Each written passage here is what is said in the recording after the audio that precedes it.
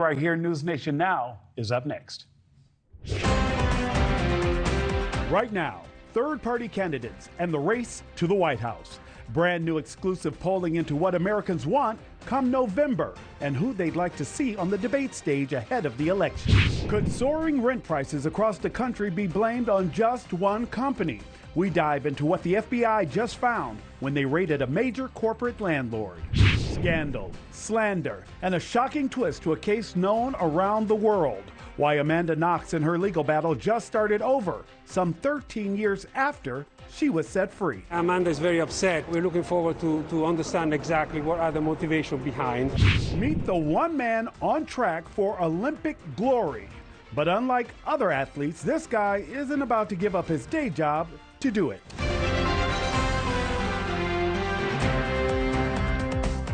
Thanks so much for joining us. I'm Nick Smith, in today for Nichole Berlie. We begin with the intensifying race for the White House and exclusive new polling from our partners at Decision Desk HQ on just how important Americans view the presidential debates. That new DDHQ polling showing the vast majority of people plan to watch the upcoming debate with leading candidates President Joe Biden and former President Donald Trump. But that same poll found Americans also believe third-party or independent candidates should be given the opportunity to also take the stage. That could include Robert F. Kennedy Jr., who is currently fighting for a spot at the lectern. Correspondent Alina Shirazi is live in Washington. Alina, some interesting numbers out of this polling, a lot to break down. Good to be with you, Nick. Yeah, some really interesting numbers here. We know that a rematch is already set for President Biden and former President Donald Trump, but one presidential candidate is trying to claw his way to that debate stage, RFK Jr. According to that new poll that you were just talking about, a lot of Americans agree that he belongs on that debate stage. So I want to break down some of these numbers because they show you sort of more of a story than just numbers here. According to these polls, most Americans, that's 65%, you can see on your screen there, believe third-party candidates like RFK Jr. should be a part of presidential debates. Independent candidate Robert F. Kennedy Jr., we know, is gaining more support from young voters as well as Hispanic voters and African-American voters as well. But RFK Jr. has been really waging his own war to share that debate stage, as I mentioned, as he pulls support away from both President Biden and former President Donald Trump. But both campaigns' concerns are actually Kennedy's potential to win in some of these key battleground states where we know every margin counts. We saw Trump attacking Kennedy on Truth Social many times as of late, saying he just doesn't have the numbers. He even refused to acknowledge him at the Libertarian National Convention. He refused to debate him there after RFK Jr. requested for him to share the debate stage with him. We know that, of course, the clock is ticking until that deadline to qualify for June 27th. That debate is just around the corner, and RFK Jr. says he's confident that he can still meet those requirements. A CNN spokesperson we reached out to tells us from their side, as an independent candidate under applicable laws, RFK Jr. does not qualify. The mere application for ballot access does not guarantee that he will appear on the ballot in any state. In addition, RFK Jr. does not currently meet our polling criteria, which, like the other objective criteria, were set before issuing invitations to the debate. But here's RFK Jr. himself with a response to that. We've had lengthy conversations with CNN. They've been very coy about exactly what happened at the Washington, with the criteria. The law says that they can't. They have to use objective criteria and pre-existing criteria. They can't decide on the criteria with the campaigns in order to exclude other campaigns. Otherwise, it's an illegal campaign contribution. But the big question here, Nick, is whether or not people will really tune in to watch these debates. We know that according to our polling, a lot of Americans, a big majority of Americans say that they will be tuning in and they will watch. So that matters. But here are the numbers on that. 78% of voters plan to tune in. And interestingly, just a little more than half of voters say they would be influenced a great deal or a fair amount by these debates. So it makes sense, Nick, as to why RFK Jr. is clawing his way to that stage. He wants Americans and voters across the country to hear what he has to say and talk about those issues, debate them that really matter to Americans. And Alina, it definitely makes sense anytime we know that most Americans are not happy with either of the choices at the top of both political parties. Alina, thank you so much. Joining us now is NewsNation political contributor A. Scott Bolden. Scott, let's break this down because Alina just introduced these numbers, but that's a lot to pick apart. With so many Americans frustrated by the choices at the top, do these numbers and the way they break down surprise you? Not really. I mean, we're a democracy, and the voters, their displeasure with both candidates, remember this, they are programmed. Voters are programmed to vote for the Republicans or the Democrats. It's bedded in, it's baked in their political system. And so with their displeasure with both candidates, sure, if I'm a Democrat or a Republican and I'm living in the United States, I'd love to see 3 or 4 candidates on the stage just to hear them out if I'm not wedded to either one or I don't like either of the major candidates that are running. But in the end, we know historically a couple things. RFK can't win this race. No third-party candidate has ever won a presidential race, and they haven't because in the end, voters are loyal to their parties a great deal, either Republican or Democrat. That's not going to change in 2024. Scott, one of the other polls that Alina mentioned in her report talked about how much do candidate debates actually impact the decision about who to vote for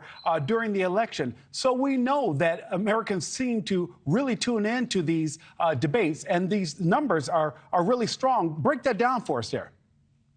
Well, clearly, this is a major political function of every presidential debate.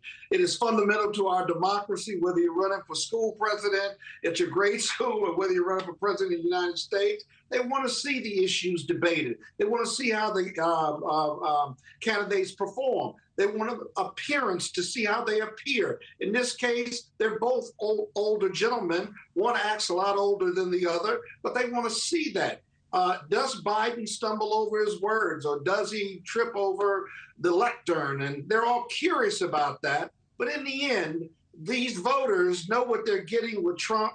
They know what they're getting with Biden, and they want it either reinforced. I doubt seriously there are going to be any major changes if both candidates perform well. The other thing the Democrats are looking for is whether this is going to be a debate or whether Donald Trump is just going to engage in a bullying session like he did 4 years ago. So it's somewhat theater as well. But in the end, most Americans have decided who they're going to vote on. It's the independents and the small amount of undecided, the suburban voters who are going to break one way or the other a week or two before the election. And that means get out the vote campaign and ground game going to be important for both candidates. Scott, does ground game still matter in 2024? Oh, yeah, man, especially with a race this close. I mean, these are 2 unpopular candidates. Both parties are going to have to revamp and reimagine themselves after this, no matter what. And the ground game and getting people to the polls who may want to stay home or may not like either candidate, if you can convince them to go to the polls and vote, for Democrats, vote for Biden one more time on the promise of a better America, or they're going to vote for Donald Trump who promises anarchy and confusion. I mean, both got about 80 million votes 4 years ago. I anticipate they'll get about that amount. But remember, elections about one thing, Nick. That is, you got to get one more vote than the next guy. And that's what this fight is all about. Scott, I have less than a minute, but I do want to talk to you about also the economy. How much will that play into how you feel voters will break this November? I think it's still a huge issue, no matter what race, creed, or color you are. The gasoline prices are and food prices are stabilizing, but there's an emotional disconnect between what the statistics tell us and how people are feeling. This is the greatest economy in the world, as Biden says. He's not lying about that. But if you're not feeling it, then you're going to blame somebody. And unfortunately, the current president gets blamed, even though the current president has very little to do with how the economy progresses or performs and stuff. And so that's a plus for Trump. Trump's facing 34 felony counts, or rather he's a convicted felon right now. It's up to the voters at this point.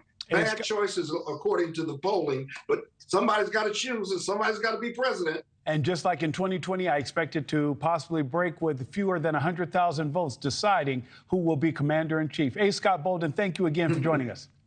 Thank you. With both of the presumptive nominees of our country's major political parties relatively well advanced in age, like we just talked about, mental fitness has become a major political weapon during this year's election.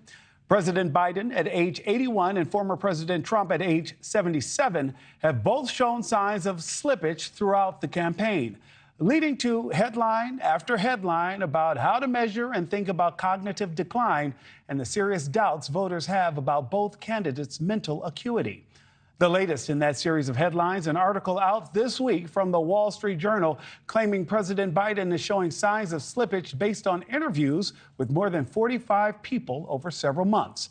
Washington correspondent Kelly Myers live at the White House. Kelly, this morning I heard you talking with Leland about this and how this may actually play into how both campaigns strategize going into November.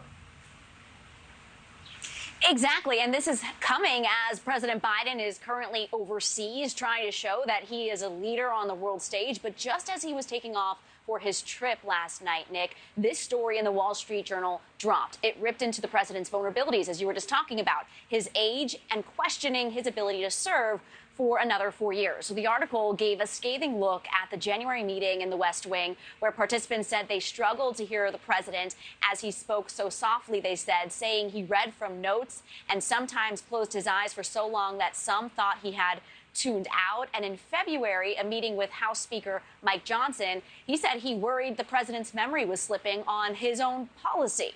Then former House Speaker Kevin McCarthy said when Biden was negotiating with House Republicans, his memory of the details seemed to shift day to day. McCarthy saying in an interview, quote, he's just not the same person. But another former House Speaker, Nancy Pelosi, is sticking up for President Biden and slamming the Wall Street Journal, saying, quote, many of us spent time with the Wall Street Journal to share our on the record, our firsthand experiences with POTUS, where we see his wisdom, experience, strength, and strategic thinking. Instead, the Journal ignored testimony by Democrats, focused on attacks by Republicans, and printed a hit piece. So the reaction still pouring in here. We're watching to see where this goes next. Nick. Kelly, before you go, what is the White House actually saying about all this? Yeah, so the White House is fairly quiet today with the president overseas for a few days. Not much staff here, but our Tanya Nori did get a statement from the White House spokesperson slamming that Wall Street Journal article, saying, quote, literally the sole on-the-record critic in the entire story is Kevin McCarthy, whose interview contradicts his earlier public and private statements about finding the president sharp in their private meetings. So safe to say here, the White House isn't taking this as any more than a hit piece, at least publicly, but it also hits on his political vulnerabilities and could have a sway potentially over readers.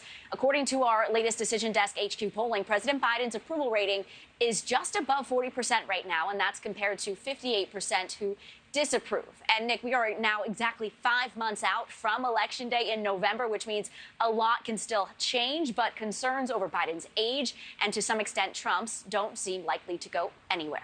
Nick. And you and I both know that it will be the deciding factor when people hit the polls in November. Kelly, thank you so much. Hunter Biden's ex-wife just wrapped a very short testimony in the historic federal gun trial against the president's son. Hunter is facing federal charges for possessing and purchasing a firearm while abusing drugs. Our Joe Khalil is live outside the courthouse in Wilmington, Delaware. Joe, what did the prosecution ask Hunter's ex-wife? Well, I got to tell you, Nick, it was really surprising how quick it was. The prosecution spent literally less than 10 minutes with Kathleen Buell, who'd been married to Hunter Biden for more than 2 decades, but they got right into his drug use. And she talked about the first time, for example, she found a crack pipe outside of their home. She said that was when she knew there were serious addiction problems, but it wasn't entirely shocking to her. She says she had had suspicions before then. She brought up the fact that he had been discharged from the Navy for cocaine use. She talked about how his behavior had changed. He'd become more erratic, angrier, that he wasn't himself. And I think the part that stuck the most is when she described oftentimes he would leave their car for their daughters. And she said that after finding a crack pipe one time, anytime the car was left for the children, she would do sort of a sweep through the car to make sure that there weren't drugs or paraphernalia inside the car when their daughters were driving. She said multiple times when she did those little searches, she ended up finding either powder, crack cocaine, or paraphernalia, pipes and what have you. She also says that she urged her husband at the time to go to rehab and that he refused. He did not want to go to rehab, although he did end up going to marriage therapy, the both of them, and acknowledged that he did have an addiction problem. But it was quick. And this is what we'd sort of expected, that kind of material from her. There wasn't a lot of cross-examination from Hunter Biden's lawyers with Kathleen Buell. They effectively asked her a couple of questions, clarifying certain things. At one point, they asked her if she had ever seen him doing drugs in person. She said that she had not, only finding the remnants and having herself heard Hunter acknowledge and admit that he was using drugs and had a problem. But that, I imagine, Nick, was pretty impactful in the courtroom testimony there as the jurors sat and watched. And Joe, Kathleen is one of several testifying against Hunter, but she's a rather reluctant witness, correct? Yeah, I believe she is here through subpoena. You're right, she's going to be one of many people who, in his personal life, Hunter Biden had interactions with. I believe now, if they're not still in break, an ex-girlfriend of his also is going to be taking the stand. And beyond that, we are expecting at some point that Hallie Biden, who is Beau Biden's widow, ended up striking up a romantic relationship with Hunter. She, too, is expected to come testify and could provide sort of the same kind of testimony that we just heard from Kathleen Buell, although Hallie herself struggled with addiction, and prosecutors argue that she actually started her addiction as a result of Hunter's addiction, that he got her stuck on certain drugs. And Joe, without getting too into the weeds, can you tell me how Hunter's family and supporters in the courtroom were reacting to the testimony from Kathleen? Yeah. Yes, I can tell you that Hunter's stepmother and the First Lady, Jill Biden, she actually left the courthouse just before Kathleen started to testify. That was the reaction that we would have been watching for. Hunter was very stoic. He didn't make very many gestures at all. He was eyes trained on Kathleen as she was testifying. I thought it was interesting, before the testimony started, before the trial started today, just moments before 9 a.m., there were 3 men that were sitting behind Jill. They all came up to Jill and Hunter, and they huddled together, did a prayer. One of those men came out and told Chelsea Jones, our producer, that he is actually a longtime pastor for the Biden family. It's some 30 years, family friend. He says that he was there just for moral support. Another one of those men, an NAACP local leader here and a local labor leader. Those 3 behind Jill today, again, huddling and hugging Hunter Biden before he testified today. So there is a lot of family in that courtroom, even though the First Lady has already left. And we're seeing them sort of interact with Hunter. I should mention his wife also gave him sort of a hug and a wink, and we saw Hunter mouth an "I love you" to her before he started. So they are in the courtroom still, wife and the 3 supporters behind him, watching as all of this unfolds. Joe Khalil live at the federal courthouse in Wilmington, Delaware. Joe, thank you so much.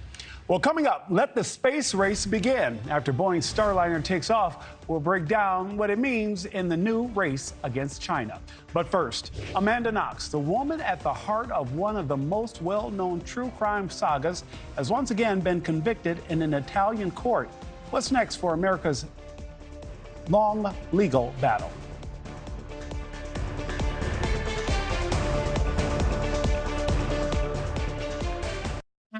That colonoscopy for getting screens while I'm delaying. I heard I had a choice. I know the name. That's what I'm saying. Cologuard? Cologuard. Cologuard. Screen for colon cancer.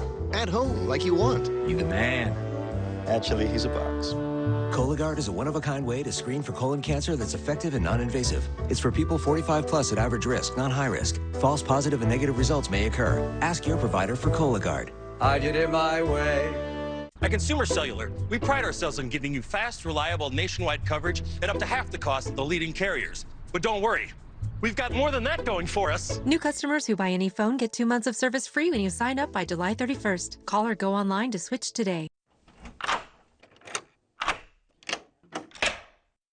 I'm Jonathan Lawson. If you're 50 to 85, I have an important message about security. Write down the number on your screen so you can call when I finish. The lock I want to talk to you about isn't the one on your door. This is a lock for your life insurance, a rate lock that guarantees that once you're insured, your rate can never go up at any time for any reason. But be careful. Many policies you see do not have one. But you can get a lifetime rate lock from Colonial Penn. Call this number to learn more. This plan was designed with a rate lock for people on a fixed income who want life insurance that fits their budget and is simple to get. Coverage options start at $9.95 a month, less than 35 cents a day. Act now, and your rate will be locked in for life. It will never increase, guaranteed. This is lifelong coverage that can never be canceled as long as you pay your premiums, guaranteed. And your acceptance is guaranteed, with no health questions. You cannot be turned down because of your health. Call for your information kit and read about this rate lock for yourself. You'll also get a free beneficiary planner. Both are free with no obligation. Don't miss out. Call for information, then decide. Read about the 30-day 100% money-back guarantee. Don't wait. Call this number now. Call now and you'll also get this free beneficiary planner. Use this valuable guide to record important information and your final wishes. And it's yours free just for calling. So don't wait. Call 1-800-377-5321 for your free information. That's 1-800-377-5321. There's no risk or obligation. That number again is 1-800-377-5321. That's 1-800-377-5321. So call now. Bill O'Reilly on CUOMO. I don't say it often, but Bill O'Reilly, you're spot on. TV's liveliest, most honest debate. And I enjoy doing this with you. I would never tell anybody that, Cuomo, so keep it just between you and me, okay? Tonight at 8, 7 Central, only on NewsNation. Welcome back. 21 minutes after the hour. A stunning twist to a case that has captivated the world. An Italian court has now reconvicted Amanda Knox of slander in a case stemming from the murder of her British roommate back in 2007. Knox returned to Italy hoping to clear her name once and for all. But today the court upheld her slander conviction, even though Knox was cleared of the murder by the Italian Supreme Court in 2015. NewsNation's Brooke Schaefer is following the latest developments and joins us live. Brooke, Amanda Knox facing a new possible jail time or no? No, at this point, Nick, Amanda Knox will not go back to jail. The time she's already served in Italy will count, but this slander charge will remain a legal stain for the now 36-year-old woman. Amanda Knox arrived at the Florence courthouse today alongside her husband and her legal team, returning to an Italian courtroom for the first time in 12 and a half years. During today's hearing, she apologized for falsely accusing a Congolese bar owner in the murder of her roommate back in 2007. Knox said she wrongly accused Patrick Lumumba under intense pressure from police, saying today, quote, "I didn't know who the murderer was. I had no way to know," end quote. The panel of 2 judges and 6 jurors, though, confirming the slander charge, one that Knox's attorney said they found surprising. We are very surprised of the outcome of the decision. We need to read carefully the motivation, which will be available in the next 60 days. Amanda is very upset, and from the outcome of this hearing, she was looking to have a final point of all this 17 years now judicial procedure. So at the moment she's very upset. But of course we recognize the decision, we accept the decision, but we're looking forward to understand exactly what are the motivation behind, which, as I said, will be available after 60 days. After the reading of the motivation, we will take the necessary new steps.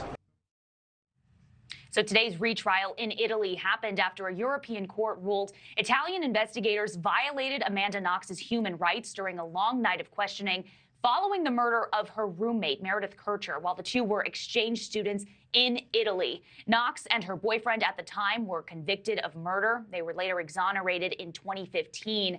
But the slander charge for falsely accusing the wrong person for the crime has remained. The bar owner implicated in the murder was not in court today. His attorney, though, argued that the false accusation from Amanda Knox branded him and that he ended up leaving Italy to start a new life in Poland. Amanda Knox's defense team said they expect to appeal today's decision in Italy. Nick? Brooke Schaefer live for us this afternoon. Brooke, thank you. Here now to talk more about the legal part of this verdict is Misty Maris, legal analyst and trial attorney. Misty, so many questions. I think you and I can remember when this trial actually took place in the headlines, Foxy, Noxy, and all of that. What is your take on this verdict today? And help us understand why she's still being held liable for this slander charge when she was cleared of the actual murder itself. Yes, Nick, this has been a long path to get here. So what happened back in 2019 is a European human rights court actually overturned Amanda Knox's verdict because of the way that the police interrogation had actually been conducted. She was interrogated without an interpreter, and Italian was not her first language, and she did not have a lawyer. During that interrogation, she implicated Lambamba, the individual who she has now been convicted of slander. So all of those decisions were overturned because of the European Human Rights Court. She has been exonerated on the murder, but prosecutors have retried her with respect to the slander. Now, why is the question? Well, slander is a different legal standard. It means that she made a statement that was reputationally damaging to that individual, and they suffered the consequences of that. So in this particular case, the murder, that is all done. But the slander component, whether or not she made the statement, which she did admit to, and it damaged his reputation, that was the inquiry. Now, of course, her defense was she made that under duress. She was under the influence of the police. She was forced to make that statement. Clearly, the court here found that despite that defense, she can still be held responsible for those slanderous remarks, which did put this individual and made him essentially a pariah in the community, caused him to spend 2 weeks in jail. And Missy, Amanda Knox even argued that that slander conviction should have been overturned due to her mistreatment by Italian police. She accused him of actually hitting and assaulting her while she was in their custody, correct? Correct. That's all part of her defense. So her argument was that she should not be convicted of slander because it was the police who actually forced her to make those representations. And one of the big pieces of evidence in this particular case is a handwritten letter she wrote the day after that hours-long interrogation, where she basically recanted everything that she had said because she said she was exhausted, she was forced to do it, she was coerced. And so all of that was the evidence that was heard in this particular trial. And that's the distinction about this slander charge versus everything else. All that other stuff is thrown away. She's been exonerated. She's not a murderer. However, the slander component relates specifically to the statement made and whether or not it caused damage. Now, the rationale is going to come out in 60 days, so we'll be able to see exactly what happened in that courtroom that led to this determination. Missy, two quick questions for you. I've got less than a minute. I can understand him, the bar owner, wanting to sue her for slander because he says it has damaged his reputation to the point where he had to move to another country. He's in Poland now. I can get that he wants some type of retribution. I can't understand why she would go back to the country that put her through all of that. What is it that they're both looking for here, Misty? So, Nick, it's a criminal case. So she had to go back and she had to testify in her own defense. She was looking to be completely exonerated of every single aspect of this entire situation that she's been in for so many years. Now, while she's not going to serve any jail time, he was awarded legal fees and damages that will be in that decision that's going to come out in 60 days. So he wanted this to stand. She was looking to be exonerated. And at this point, we could still be in the legal system here, Nick, because she may appeal this verdict. Wow, Misty, and of course, we will break it all down if that happens, but you're probably right. This is not over. Legal analyst and trial attorney Misty Maris, thank you so much for joining me this afternoon. Thank you. And today on Elizabeth Vargas Reports, Amanda Knox's father, Kurt, joins Elizabeth for an exclusive interview starting at 5 Eastern right here, only on NewsNation. Well, still ahead, a story that could be straight from a mob movie. The federal investigation into a scheme to bribe a juror with a bag filled with cash leads to another juror being excused. The unusual details in the country's biggest pandemic fraud case. But first, we're learning more about the gunman who opened fire at a U.S. embassy in Lebanon.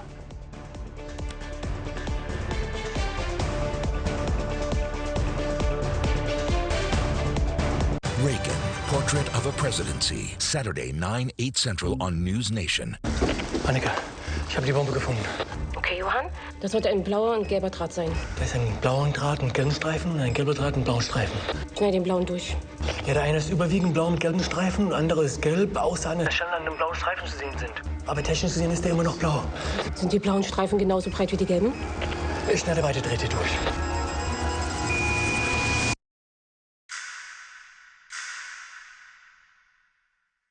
Vision works. See the difference. We all know that words have power. They set things in motion and make us happy or sad. But there's one word that stands out because when people say it, lives are changed. It's not a big word. It's itsy bitsy. It's only 3 little letters. But when you say it, the life of a kid like me can be changed. So, what is this special word? It may surprise you. It's yes. Yes. Yes. Yes to becoming a monthly supporter of Shriners Hospitals for Children. That's right. Your monthly support allows the doctors and nurses at Shriners Hospitals for Children to give the most amazing care anywhere and change the lives of kids like me. And me. And me. Because people like you have said yes. Now I can play football. And I can play catch. And I can walk. So what do you say? Will you say yes right now? It's so easy. All you have to do is pick up the phone or go to loveshriners.org right now and say yes. When you say yes to giving just $19 a month, only 63 cents a day, we'll send you this adorable Love to the Rescue blanket as a reminder of all the kids you're helping every day. My life is filled with possibility because of the monthly support of people just like you who called the number on your screen and said yes. Yes. Yes. Yes. Your yes is making a difference in my life and the lives of so many other kids like me. Thank you. Thank you. Thank you. Thank you. Thank you for giving. Please call or go online now. If operators are busy, call again or go to loveshriners.org to say yes right away. When your vehicle is broken, you can't go here or go get those or even do this. And face it, breakdowns will happen and they can cost you thousands you can't afford. So how do you cover the skyrocketing cost of auto repairs? Easy. Everything Breaks is a new kind of auto protection plan. While other plans can cost you $150 a month, Everything Breaks covers you for as little as $1 a day. Why not get a free instant quote right now? Call 1-800-276-4857. You also get free roadside assistance, free towing, and free rental cars. Plus, unlike other providers, your savings start on day one. Call now for a free quote to join the growing crowd saving thousands on repairs. Call 1-800-276-4857.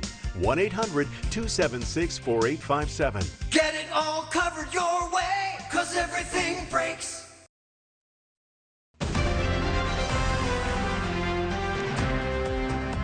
Developing news out of the Middle East where a gunman targets the U.S. Embassy in Beirut, Lebanon, sparking a gunfight with the Lebanese army responsible for protecting the building.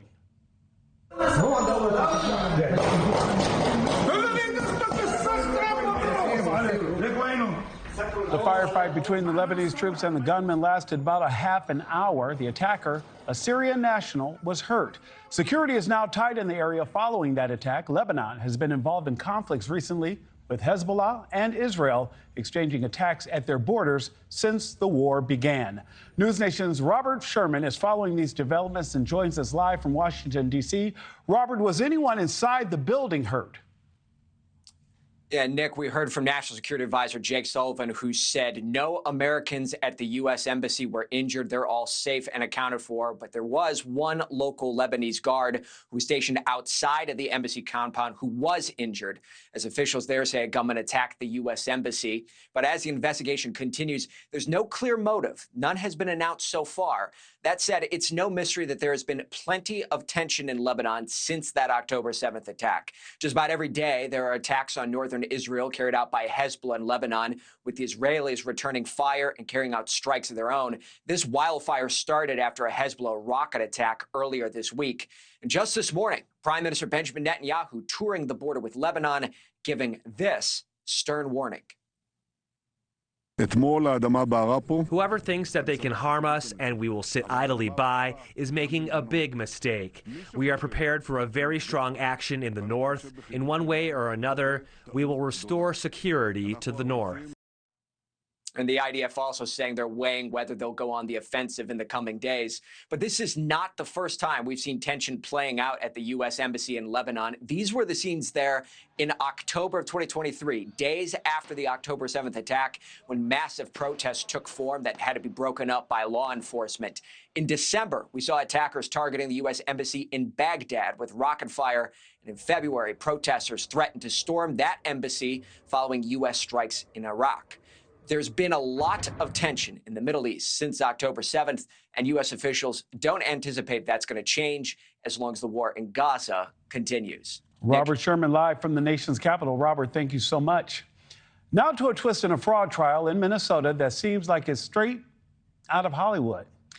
I chose you over all of the other jurors because I know who you are when you wake up. I Know Who You Are When You Wake Up. That's from the 1996 legal thriller, The Juror. In the film, Alec Baldwin plays a mobster tasked with intimidating Demi Moore, who plays one of the jurors. Now, federal authorities are investigating after a juror in Minnesota may have been targeted for a bribe. The juror, part of a trial over alleged pandemic relief fraud, told police she was given $120,000 in cash with a promise of more money if the defendants were acquitted. Senior national correspondent Laura Ingle joins me now to break it all down. Laura, this definitely sounds like a case of life imitating art. Hey, Nick, you know, the details of this bribe scandal really do sound like it's ripped right out of a movie script. A bag of cash delivered to the door of a juror to sway her vote has now prompted a federal investigation into who is behind this plot twist. And federal authorities in Minnesota are now looking for this elusive woman accused of trying to bribe who some news agencies are describing as a 23-year-old female juror with a gift bag stuffed with cash. Take a look at that. That's a lot of money. The juror, referred to as juror number 52, was impaneled on a trial of one of the largest COVID-19 fraud-related cases in the country. Right now, 7 defendants are the first of 70 people to face trial for stealing more than $40 million from a program meant to feed children during the pandemic. Authorities say late Sunday night, before the case went to the jury, a woman rang the doorbell at the suburban Minneapolis home of juror 52. An FBI affidavit states the woman left this decorated gift bag with a relative and said it was, quote, a present for the juror. The woman told the relative to tell juror 52 to say not guilty, and then there would be more of that present. The gift bag contained $120,000. Juror number 52 was replaced with an alternate after reporting that bribe. A second juror was also replaced after a family member told them about the bribery attempt. And a courtroom judge ordered all 7 defendants to surrender their cell phones to investigate, and all 7 were taken into custody. One of the alarming parts of this story is that the woman who left the bag of cash knew the juror's first name. Remember, names of the jurors have not been made public. Only the prosecutors, defense lawyers, and the 7 defendants themselves know the juror's name. So where is the connection? The assistant U.S. attorney on the case told the court this week this is completely beyond the pale and outrageous behavior that is the stuff that happens in mob movies, and waits for the feds to track down this mystery woman who has tried to pull a fast one on this trial, Nick. Laura, question. What are the consequences for actually bribing a juror had this gone forward? Yeah, we looked into this. You know, anyone involved in an attempted bribe could face federal charges of bribery of a juror and influencing a juror with a maximum penalty of 15 years in prison. So this is no joke. They are trying to track that person down. And we'll see what happens. We're on it. Nick? Senior national correspondent Laura Engel. Laura, thank you. After the break, high-speed chases leading to deadly crashes. NewsNation's Ali Bradley has more on the costly toll of illegal immigration. Plus, ignition and liftoff of Starliner and Atlas V. And we have liftoff. Boeing's Starliner rocket has made it into orbit. What the landmark launch means for the future of the new age space race.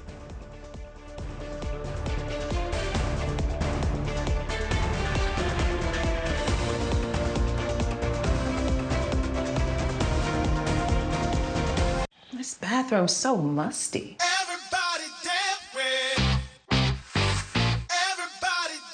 Damprid's new fast-acting drop-in tab attracts and traps excess moisture, eliminating musty odors. Right now, pet dander, skin cells, mold spores, pollen, and dirt are being sucked into your air ducts. Get cleaner air and system efficiency now with Stanley Steamer. Your air ducts aren't clean until they're Stanley Steamer clean. Stanley Steamer gets your home cleaner. Pain means pause on the things you love, but green means go. Cool the pain with BioFreeze and keep on going. BioFreeze. Green means go. We are living with AFib, and over 400,000 of us have left blood thinners behind for life. We've cut our stroke risk and said goodbye to our bleeding worry with the Watchman implant. Watchman, it's one time for a lifetime. Imagine a future where plastic is not wasted, but instead remade over and over into the things that keep our food fresher, our families safer, and our planet cleaner. To help us get there, America's plastic makers are investing billions of dollars to create innovative products and new recycling technologies for sustainable change. Because when you push for smarter solutions, big things can happen. We just want to have enough money for retirement. And travel to visit our grandchildren. I understand. That's why at Fisher Investments, we start by getting to know each other so I can learn about your family, lifestyle, goals and needs, allowing us to tailor your portfolio. What about commission-based products? We don't sell those. We're a fiduciary, obligated to act in your best interests. So how do your management fees work? We have a transparent fee structured so we do better when you do better. At Fisher Investments, we're clearly different. I had over $36,000 in debt. I didn't even know how I was going to buy food for my kids. I picked up the phone and called National Debt Relief. They were my savior. National Debt Relief can significantly reduce the amount you owe. National Debt Relief reduced my debt by over $20,000. Now that I'm out of debt, I feel great. I'm taking a trip to Puerto Rico. I'm thriving. Our family's thriving. Call or visit nationaldebtrelief.com to get started. Tommy John is for men who value themselves and their comfort, who want fabrics that are lightweight, breathable, and insanely soft, with stay-put waistbands that adapt for the perfect fit. 360-degree stretch prevents ride-up and supports any move you make, and mind-blowing innovations like our Quick Draw Fly. We've also reinvented loungewear. Yeah, loungewear. You can trust our thousands of 5-star reviews because Tommy John knows how comfortable you want to be. Go to TommyJohn.com for 20% off your first order. Did you know you can save with GoodRx, even if you have insurance? You know, I thought my prescription was covered until it wasn't, but GoodRx helps with that. I work for myself, so I buy my own insurance. And I still check GoodRx. I'm on Medicare. I check GoodRx because it can beat my copay. Who wouldn't like that? Even if you have insurance, GoodRx can help you save. Okay, we'll see you next time. Another good reason to check GoodRx. Welcome back. 43 minutes after the hour. We're learning more about the southern border this morning and how deadly it can be for migrants. From high-speed chases to sudden drownings, the death toll is climbing for those who attempt to enter the country illegally. And it's becoming a multifaceted challenge for those on the front lines. NewsNation's Ali Bradley is on the southern border with the exclusive report. Ali, you've got the latest numbers and the true dangers that the migrants themselves face. Yeah, hey, Nick, this is not for the faint of heart here, trying to enter into the United States illegally. And where we are here in the Del Rio sector, it's actually leading the nation in migrant deaths. We know that there have already been 105 deaths in this sector alone accounted for. Now, how are those deaths being reported? Well, the number one cause is drowning, people trying to cross the Rio Grande. Next would be heat-related deaths, which it's extremely hot. It's going to be about 108 degrees today.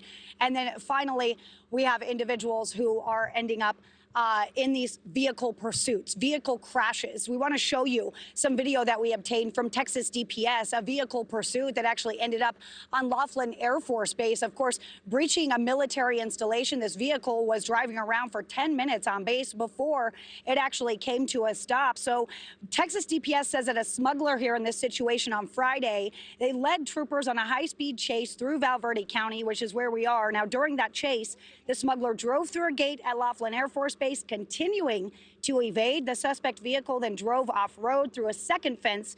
Those immigrants inside of that vehicle actually bailed out. The driver also bailed.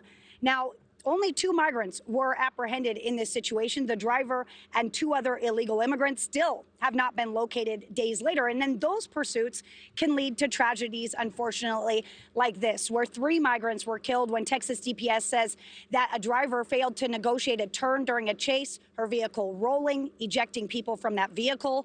And while we are seeing substantially fewer apprehensions here in this sector, the number of deaths is actually averaging as high as when the number of encounters were more than triple what we're experiencing right now as the heat picks up. So here in the Del Rio sector, they're seeing about 4 deaths a week, while apprehensions are down to around 2,000 a week. Deaths have remained pretty constant. The latest week, though, seeing a big spike. We're reporting 7 deaths over last week. Border Patrol Chief Jason Owens posting a warning yesterday saying summer is upon us. High temperatures and remote ranch lands, deserts make already dangerous conditions even more dire. Now, the chief is reporting that since this fiscal year began in October, USBP rescued more than 3,700 people. Sources confirm 328 people have died along the southern border, and the agency has received 190 rescue beacon activations. Del Rio, as I mentioned, leading right now with 105 of those deaths. Now, look at this. The chief in the El Paso sector also putting out a warning, reporting that in the New Mexico area of the sector, there have been 6 migrant-related calls within 6 hours. That's what they're up against right now. So I mentioned that tragic crash, that deadly crash. We're standing here where it all really unfolded, Nick. So what happened is that car barreled down this road going about 120 miles an hour, hit a median over, or hit that bushy area over there, rolled the car, and where we're standing, you can still see debris all over the place down here. And the bodies were actually over in this area. The car finally came to a rest over here, Nick. So it really shows what we're dealing with down here. You can see kind of the aftermath here. And we actually just talked to the owner of a local restaurant here that thanked us for being here, saying these are stories that nobody's talking about, that people need to understand. Just because we aren't seeing the huge groups, Nick, of 300 people come across right now in this sector, they are still dealing with human smuggling pursuits, dangerous for the community, dangerous for the migrants, and dangerous for law enforcement as well, Nick. Allie, quickly, because you know I'm out of time, but you mentioned how a car drove onto a military base. How often does that happen?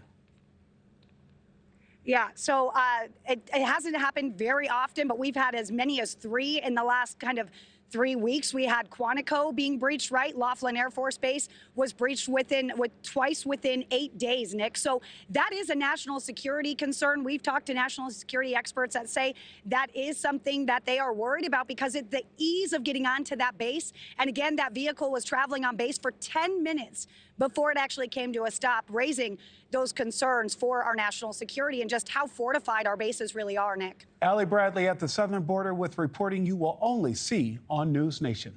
Allie, thank you. Ahead in our next hour, the family of a woman who took her own life wants her things out of her estranged husband's house. The court battle now playing out in South Carolina. But first, NASA finally gets a win in the New Age space race. What today's launch means for the race to the moon. News Nation has a trust rating higher than CNN, Fox, and MSNBC. You can only be the most trusted name in news with the most trusted names in news. Another reason why News Nation is news for all America. Are you tired of your hair breaking after waiting years for it to grow? Meet new Pantene Pro V Miracles with our highest concentration of pro vitamins yet, infused with ingredients like biotin and collagen. Strengthens hair bonds and repairs as well as the leading luxury brand without the $60 price tag. For stronger, healthier hair.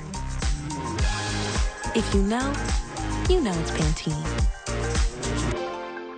My name is Karan and I'm from Brooklyn. I work for the City of New York as a police administrator. I oversee approximately 20 people and my memory just has to be sharp.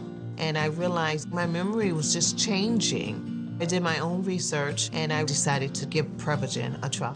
My memory became much sharper. I remembered more. I've been taking Prevagen for 4 years now. It's a life changer. Prevagen, at stores everywhere without a prescription. Hi, I'm Janice, and I lost 172 pounds on Golo. When I was a teenager, I had some severe trauma in my life, and I turned to food for comfort. A friend told me that I was the only one holding me back from being as beautiful on the outside as I am the inside. Once I saw Golo was working, I felt this rush. I just had to keep going. A lot of people think no pain, no gain. But with Golo, it is so easy. When I look in the mirror, I don't even recognize myself. Golo really works. After last month's massive solar flare added a 25th hour to the day, businesses are wondering, what should we do with it? Bacon and eggs, 25/7. You're darn right. Solar stocks are up 20% with the additional hour in the day. Ruined. With the extra hour, I'm thinking company-wide power nap. Let's put it to a vote. This is going to wreak havoc on overtime approvals. Anything can change the world of work. From HR to payroll, ADP designs forward-thinking solutions to take on the next anything. Take control of your health by boosting your force field, the immune system. With the Aura Ring, you can listen to your body's signals and raise your defenses. Aura tells you when your temperature is higher than normal, how to improve your sleep, or if your heart rate shows signs of stress, so you can decide to push yourself or to lie low. Live smarter, stronger, healthier with the Aura Ring. Pain means pause on the things you love, but green means go. Cool the pain with BioFreeze and keep on going. BioFreeze, green means go. Did you know gold recently hit an all-time high? Do you want to own gold but don't know how to get started? Gold is the standard when it comes to storing value. Don't continue missing out on this opportunity. Secure your position with physical gold and other precious metal assets by calling American Standard Gold now. Gold holds its value, and it can be a hedge against inflation. Whether you're shopping for rare coins, rounds, or bars, American Standard Gold is the gold standard for service and client satisfaction. They have amazing prices and fast shipping. They are the real deal. 5 years ago, gold was valued at $1,200 an ounce. It recently crossed an all-time high of over $2,400. That's over a 90% return in just 5 years. Don't miss out on owning gold as it goes higher in today's volatile times. For a free precious metals investment guide and consultation, call 800-867-7429. That's 800-867-7429. 3, 2, 1, ignition. And liftoff of Starliner and Atlas V, carrying 2 American heroes, drawing a line to the stars for all of us. Carrying 2 American heroes. Let the space race begin. NASA's crewed Boeing Starliner just launched successfully after its 3rd attempt. A much-needed win for NASA and the U.S. space program after several shortfalls. This comes one day after China successfully left the far side of the moon, making them the first country to ever do so. The race to outer space really heating up between 2 global powers as both countries pour billions of dollars into their space programs. China has been more successful as of late, making great strides within the past 5 years. Joining me now to help me break it all down is Leroy Chiao, former NASA astronaut and former International Space Station commander. Commander Chiao, good afternoon. Hey, good to be with you. Good to have you here, sir. Break it down for us. What does this mean? We understand that China was on the far side of the moon yesterday and they collected samples, but we finally had a successful launch here on U.S. soil. Why is this so significant? Yeah, you're right. And this was a much needed win for Boeing and for the U.S. Boeing, of course, building their Starliner spacecraft to help bring NASA astronauts to and from the ISS. SpaceX has already been very successful with their Dragon spacecraft, first carrying cargo for a number of years, and even astronauts for almost 3 years now. Boeing's spacecraft, plagued with a lot of problems and setbacks over the years, cost about twice as much as SpaceX's spacecraft to develop. But now finally they're on their way. So that's the good news. I know Butch and Sonny are very excited. They've been waiting many years for this launch, and it finally happened, and everything looks like it's going very well. Yep. China, as you pointed out, has been making great strides in space exploration over the last several years. Most recently, their spacecraft returning on its way back with samples of the lunar soil from the far side of the moon, something that's never been done before. And so this is a very important step forward. They've also been operating their space station, having continuous presence there now for a few years now of their own astronauts going to and from their space station. So both countries, of course, U.S. and China, have made announcements of sending astronauts to the moon. In the case of the U.S., of course, we would be returning, having been the only country to have sent astronauts to the moon before. But it'll be interesting to see who gets there first. Commander Chow, we know that conditions were favorable for this launch today, just a few cumulus clouds that might have posed a bit of a problem. But what are Butch and Sonny most excited about in this, and what are they thinking right now? What are they feeling? What are they experiencing? Well, anytime you get into a brand new vehicle, whether it's a car or an airplane or a spacecraft, you're doing a test, right? So that's what they're doing. They're performing a flight test, and so they're going to be putting this vehicle through its paces and, going through their procedures, logging all the data.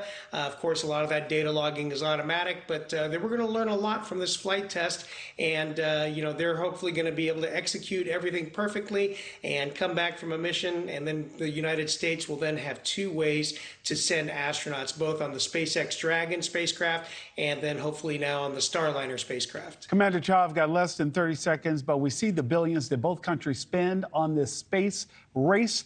Is it worth it for the United States to stay in the game and win this fight? Absolutely. I mean, first and foremost, a nation gets involved in space exploration, and especially human space exploration, for national prestige. This is a demonstration of our leadership in technology and abilities. And if you look at the numbers, yeah, they look big. They are big. But when they're compared to the actual overall budget of the United States, for example, I mean, we're talking about less than 1% of our U.S. budget spent on space exploration. Commander Chow, thank you so much for joining us today. My pleasure. Thank you. Thank you, sir. Well, coming up, from working retail to on the verge of qualifying for the Olympics, meet the man who shows us anything is possible if you dream big. And the cost of rent has skyrocketed, and now the FBI is investigating why they're accusing one corporation and that landlord of possible price fixing. We'll explain when we come back.